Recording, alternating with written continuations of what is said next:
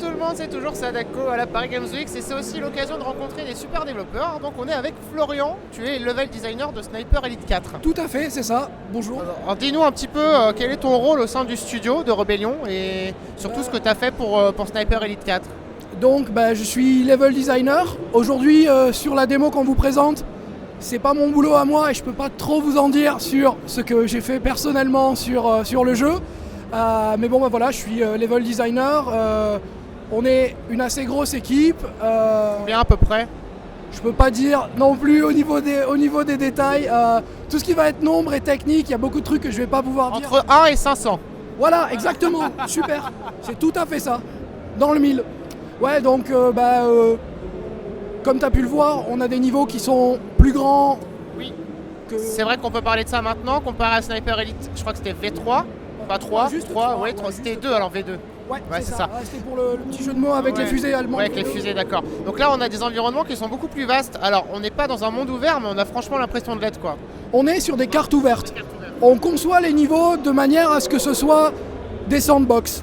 Pas d'avoir une sandbox globale, mais d'avoir des plus petites sandbox, mais quand même de bonne taille. Ouais. Mais franchement, enfin, vous allez le voir sur la vidéo de toute façon, mais quand on est à un bout et qu'on s'aperçoit qu'on peut faire tout le tour pour aller de l'autre côté, bon, après le terme monde ouvert, c'est jamais un monde ouvert de toute façon, c'est jamais infini. Donc on est vraiment sur des cartes très ouvertes. Est-ce que ça a été un challenge pour le développement, ça, d'ouvrir un petit peu plus pour gérer toutes les composantes de gameplay et d'IA?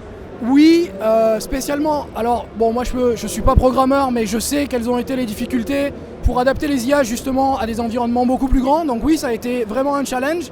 Ça a été un challenge aussi en termes de level design pour nous, parce que comme tu as pu le remarquer aussi, on a rajouté beaucoup de verticalité. Parce que Karl, maintenant, notre personnage principal, a un set de mouvements plus étendu que sur les titres précédents. Et on a voulu volontairement rajouter de la verticalité parce que c'est intéressant au sniper tout simplement. Et que c'est quelque chose qu'on voulait faire et que pour lequel on avait été un peu plus limité auparavant. Là c'est quelque chose qui a été mentionné d'emblée par plusieurs des départements, qui a été validé et donc oui, la verticalité c'était un élément important, donc la taille, la verticalité. Ça allonge encore plus, enfin ça augmente encore plus du coup l'espace de jeu. Oui, complètement. Puis ça augmente aussi les possibilités d'approche des joueurs. C'est-à-dire que quand vous avez un environnement qui est, on va dire entre guillemets plat, à l'exception de quelques tours ou de rochers perchés, c'est pas la même approche que si vous avez un niveau avec... Ouais, exactement. On a rajouté aussi des éléments de stealth parce qu'on sait que certains joueurs aiment ça. Comme je te disais tout à l'heure, quand on en avait notre petite conversation, on ne veut pas être dédié 100% stealth. Donc on veut permettre aussi aux gens qui aiment utiliser le sniper rifle, faire du bruit. Et avoir toute la cavalerie, parce qu'il y a un moment, il y en a un qui te lâche une fusée en l'air. Là, c'est très difficile de s'en sortir. Donc oui, ça c'est une de nos nouvelles IA que tu as rencontrées. Donc c'est le lanceur de feu de Bengale qui vise le joueur avec le feu de Bengale. Et si tu cours pas très vite, il y a un bombardement d'artillerie. C'est compliqué derrière. Ouais, le truc c'est que c'est vraiment très coloré, on le remarque aussi dans le HUD, donc on essaye de faire en sorte que il y a la petite cutscene que tu as pu voir pour quand même... T'alertes quand même. Ouais voilà, que le joueur soit pas pris au dépourvu et dise ça vient d'exploser partout, je sais pas ce qui se passe. Donc on essaye quand même d'attirer l'attention là-dessus. Je sais pas si tu l'as vu pendant la démo, mais on a aussi l'opérateur radio. Oui, je l'ai vu aussi, oui. Qui envoie des renforts. Je crois que j'ai à peu près tout fait parce que bon, j'ai joué, je sais pas, on a dû jouer 20 minutes, quelque chose comme ça. J'ai dû jouer 10 minutes en mode je me cache, j'avance doucement. Après je dis allez, on va quand même voir ce que ça donne quand on fait le bordel. Et effectivement, c'est finalement assez réaliste quoi. Hein. Si tu fais du bruit, enfin un sniper c'est pas là avec un bazooka et si vous voulez être efficace dans le jeu, il va falloir y aller doucement quoi. Ouais en effet, ouais. Mais c'est quand même jouable en rushant. C'est jouable en rushant. Pour ce qui est des objectifs à compléter sur les maps, je dirais qu'il y en avait énormément. Oui, alors on a voulu justement, encore une fois, permettre une liberté d'action aux joueurs. C'est-à-dire qu'on sait qu'il y a des gens qui aiment rusher. On ne veut pas empêcher les gens de rusher. Donc on a séparé les objectifs en deux catégories, objectifs principaux, objectifs secondaires. Les objectifs principaux doivent être complétés pour compléter la mission. Les objectifs secondaires sont complètement optionnels. Donc les gens qui veulent vraiment rusher, s'ils ont envie, ils peuvent. Ouais, ils peuvent aller en ligne droite, mais bon, je vois pas trop l'intérêt non plus quoi. On sait qu'il y a des gens qui aiment le faire et on ne veut pas empêcher les gens de le faire. On est vraiment pour permettre le maximum de styles de gameplay différents. De s'amuser. C'est ça, exactement. Par contre, pour les gens qui aiment justement compléter ou qui aiment le réalisme, qui aiment l'infiltration, il y a des objectifs secondaires comme tu as pu le voir, les maps sont assez bien peuplées quand même. Oui, il y a un peu beaucoup partout. Et d'ailleurs, on va venir à ce point-là juste après. Je voulais juste te demander si tu avais le droit de nous dire combien à peu près il y aurait de maps et de niveaux. Je peux pas en parler encore. Bientôt. Restez branchés sur le Twitter de Rébellion, ce genre de choses pour un peu plus d'infos. Il y a des choses qui vont arriver bientôt, un peu plus de révélations. Parce que le jeu sort en février. Oui, le jour de la Saint-Valentin, le 14 février. Ouais, d'accord. Voilà. Tu vois, ça m'a marqué la Saint-Valentin. Ouais. Alors, une question sur la difficulté du jeu. Oui. Je le trouve assez difficile. Est-ce que c'est un souhait ou est-ce que c'est induit par toute la population d'IA qui se trouve sur place du coup? Voilà, c'est comme on avait remarqué que si on boostait pas un petit peu les IA pour qu'elles puissent réagir aux joueurs un peu partout sur la map. Les gens, ils font ça, quoi. Exactement. Donc, la volonté, c'était pas nécessairement de faire quelque chose de hardcore au niveau de difficulté. Bon, bien sûr, on a différents niveaux de difficulté qui vont du plus simple où on a la balistique simplifiée, etc., etc. Un peu plus le joueur un peu plus résistant et tout. Le mode normal est assez difficile. Et je le trouve plus difficile que la moyenne, personnellement. Alors, ça dépend vraiment de comment tu le joues. Sans forcément forcer sur l'aspect infiltration, on veut accentuer aussi beaucoup l'aspect observation. Oui. Je pense que je l'ai pas assez fait, ça. Observer beaucoup avec les jumelles, taguer les ennemis, taguer les véhicules pour voir leurs points faibles, essayer d'utiliser la map aussi beaucoup pour voir un peu, et la minimap beaucoup pour voir quelle est la situation des ennemis, combien ils sont autour, est-ce qu'on est repéré. On a cette option de triangulation où la position du joueur estimée par les IA est marquée avec un triangle sur la minimap. Voilà, pour que... Donc... Si duper un petit peu l'IA du coup, si on se débrouille bien. Oui. Ouais, on veut... C'est fait pour ça, de toute façon. Voilà, c'est exactement ça. On veut que le joueur puisse s'amuser avec les IA et... Est-ce qu'ils ont un parcours prédéfini, les personnages, ou est-ce qu'ils vont un peu où ils veulent? Enfin, j'imagine qu'ils ont une zone de déplacement définie, mais... Je peux pas parler de ça vraiment en détail extrêmement, mais ce que je peux dire, c'est que si au départ ils ont un peu des rôles, des patrouilles ou... Des hiérarchies peut-être aussi. Après, à partir du moment où Karl se fait repérer, là ils sont vraiment beaucoup plus libres de... Oui, ils traversent, enfin... Ils peuvent traverser, ils peuvent contourner, ils peuvent... voilà. D'accord. Une petite question. Alors, c'est vrai que des jeux de sniper, il n'y en a pas beaucoup. Oui. Et là, on va en avoir 2 en très peu de temps. Je pense que tu es au courant. Oui, j'en ai entendu parler. Ouais, un petit peu. Comment tu... Enfin, est-ce que c'est un hasard? Est-ce que justement on veut profiter de l'un et de l'autre? Non, c'est complètement hasard du calendrier, enfin en tout cas en ce qui nous concerne.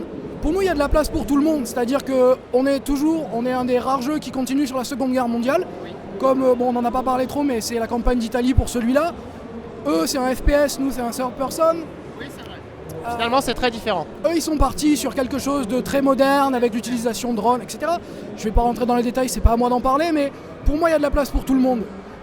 Il y a de fortes chances pour que si un joueur aime Sniper, Ghost Warrior et achète Elite 4 et l'inverse. C'est possible. On sait qu'il y a de grands fans de Sniper qui sont de toute façon fans des deux jeux. Nous, on n'a pas d'animosité, on n'est pas là pour, on n'est pas là pour tirer dans les pattes de quelqu'un ou voilà, on est content qu'il y ait d'autres jeux de Sniper. Au contraire, les fans seront servis d'un coup, ils en auront deux pour le prix d'un. Voilà, c'est ça. Sauf que eux au final sont un peu plus. On devait sortir ensemble, vraiment à la même date. Eux sont un peu plus retardés que nous. Nous, on a gardé la date du 14 février que j'ai mentionné. Voilà. Bon, après, il n'y a pas de... On va dire que c'est une saine compétition dans le beau monde du jeu vidéo. Oui, c'est clair. D'ailleurs, tiens, pendant que tu parles de report de date de sortie, on peut quand même maintenant dire, je pense, depuis que les PS4 One, mon PC c'est encore différent, sont sortis, on a une averse de dates de sortie qui sont repoussées. Qu'est-ce que tu penses de ça? Est-ce que c'est facile de tenir un délai? C'est quand même... au-delà de tout ce qui est technique, il y a de l'artistique à injecter, c'est quand même... c'est chaud, quoi. C'est très très difficile parce que une production c'est long, il peut se passer énormément de choses en cours de progression, que ce soit des problèmes techniques, des problèmes aussi de personnel éventuellement. C'est vraiment, en termes de diversité des métiers du jeu vidéo, tout ça, c'est un peu comme les films. Ça devient complexe, hein. C'est énormément complexe, il y a énormément de choses à gérer en même temps. Quand on le vit de l'intérieur, on comprend mieux les reports. Je sais que ça irrite énormément les joueurs. On essaye aussi de les comprendre et de pas être complètement déraisonnable. Mais il arrive. Il vaut mieux sortir un produit agréable que de le sortir à la hâte de toute façon. Je pense que les joueurs sont capables de le Tout le comprendre. monde connaît la phrase de Miyamoto que bon voilà. Donc je vais pas faire du name dropping et citer, mais tu vois ce que je veux dire. C'est sûr qu'il faut un certain niveau de polish. Rusher et sortir quelque chose qui est pas prêt, c'est jamais bon. Moi, à titre personnel, je préfère un jeu qui est un peu retardé et je peux voir l'amélioration entre ce qu'on avait vu en alpha et ce qu'on voit sur le produit fini, que un jeu qui dit ouais on a tenu notre date de sortie et puis où on voit les fils qui dépassent de partout. Ouais, et 15 patchs qui débarquent dans le mois, c'est vrai que c'est pas du tout agréable, C'est pas idéal non plus, c'est pas idéal non plus. C'est vraiment pas idéal. Est-ce que, question comme ça qui me vient, est-ce que tu as prévu, enfin toi, ton équipe, est-ce que vous avez prévu une version PS4 Pro de Sniper Elite 4? Je ne peux pas discuter de cela pour le moment. On verra plus tard alors. Voilà. Alors, je comprends. On parlait tout à l'heure, avant d'enregistrer, du moteur graphique. Oui. Est-ce que tu peux nous en dire un petit peu plus? Parce que c'est pas un moteur graphique que vous avez l'habitude de voir, c'est un moteur maison. C'est ça. Et à toi. Le moteur de Rébellion s'appelle Azura. Je peux pas rentrer énormément dans les détails, mais on est très content d'avoir un moteur à nous. Il tourne très bien en tout cas. Merci. Tous les devs techniques chez nous apprécieront ça. C'est très bien pour bosser dessus. Franchement, moi je suis très content à titre perso de bosser sur Azura. Je peux pas rentrer à nouveau dans les détails trop techniques du moteur, mais pour nous c'est excellent parce que Rébellion est un studio indépendant. Pour un studio indépendant, avoir leur moteur propre, C'est un luxe, hein. c'est un luxe. C'est un luxe. Avoir les développeurs du moteur sur place, Pareil. au moment des phases finales de correction de bugs, c'est un luxe. Et c'est Moi, ils un sont là. plaisir aussi, exactement. On sait qu'on a les gens derrière et on sait que c'est les gens qui bossent dessus depuis très longtemps. Donc non, pour nous c'est un plaisir d'avoir ce luxe-là. Ouais. D'accord. On va terminer avec une question qu'on se pose assez souvent sur playerone.tv. Au niveau de quand on crée une IA, c'est quand même le point, on trouve, qui évolue peut-être le moins vite, ou alors dont les progrès ne se voient peut-être pas aussi fortement que des graphismes. À ton avis, pourquoi on n'est pas dans une progression aussi fulgurante que le reste? Qu'est-ce qui a induit ça? C'est une super bonne question en effet. Bon, moi je suis pas codeur, mais je pense que Ce que tu as entendu. ouais, enfin, et de ce que je sais aussi, de ce que j'ai pratiqué, parce que j'ai fait aussi du game design générique, du core design. Je pense que une trop bonne IA, trop bonne, c'est-à-dire en termes de Trop compétences, intelligente. voilà, ça marcherait pas. C'est plus amusant du coup. Voilà, il faut pouvoir jouer avec. Je pense que les designers, nous, sommes des fois fautifs pour les demandes que nous faisons aux codeurs, de ce qu'on leur dit, on veut des IA qui soient capables de faire ceci et cela. Ils le font, on le teste, et on dit mais attends, c'est une IA de malade, c'est pas drôle. Voilà. Donc en fait je pense que il faut garder à l'esprit quand on fait un jeu, connaître vraiment le core gameplay loop et demander une IA qui soit en adéquation avec ça. Les codeurs sont assez bons pour créer ce genre de choses. Après, il faut justement que le joueur puisse jouer avec l'IA, donc que l'IA soit faillible, que l'IA ait un temps de réaction qui permette aux joueurs de s'adapter, etc. Je pense à ce niveau-là que c'est les designers qui doivent faire des efforts supplémentaires pour avoir une demande au codeur d'IA Plus réaliste avec un jeu quoi. qui colle au gameplay qu'ils veulent faire. D'accord. Et je veux dire, je plaide coupable, hein, je le sais, je l'ai vécu. Après, je dis pas que tous les codeurs sont forcément excellents et qu'ils sont capables de faire des IA de malades, mais je sais d'expérience que on peut avoir des IA beaucoup plus compétentes sur certains jeux. Après, tout dépend de l'ambition.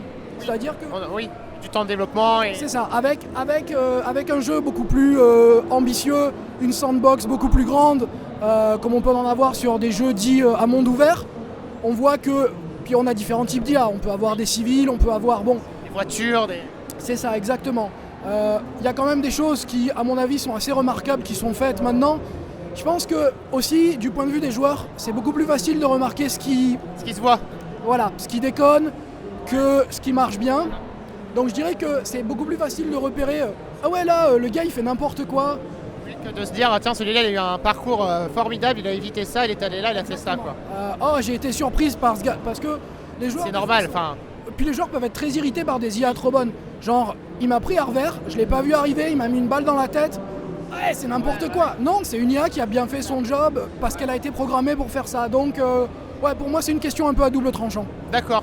Dernière petite question, est-ce que ça consomme pas mal de ressources à une console, une IA? Parce que... Alors là, à nouveau, bonne question, mais un peu trop technique pour moi en termes de... Je sais que... Est-ce que c'est quelque chose qui peut induire sur un développement de se dire attention, on la boostez pas trop parce qu'après on n'aura plus de place pour le reste? Oui, oui, définitivement. Ça a un impact, surtout quand on en a en nombre important. Et là, à nouveau, je sais de quoi je parle. Donc, ouais, non, si ça a définitivement un impact. Après, je pense que c'est plus une question de nombre et de calcul plutôt que de compétences d'une IA. Bon, bien sûr, si vous aviez une IA ultra réaliste et qu'il n'y en ait qu'une seule, ça pourrait être peut-être très consommateur en termes de ressources de calcul. Mais c'est surtout le nombre qui, pour nous, fait la différence. D'accord. Eh bien, merci beaucoup Florian, c'était passionnant et à très bientôt. J'espère que vous avez apprécié la démo. Donc, la date, 14 février 2017. Saint-Valentin. Voilà, et pour tous ceux qui précommandent le DLC dont les gens habitués de Sniper seront assez coutumiers avec Hitler en guest star. Pas mal. Voilà. Merci à vous. Merci.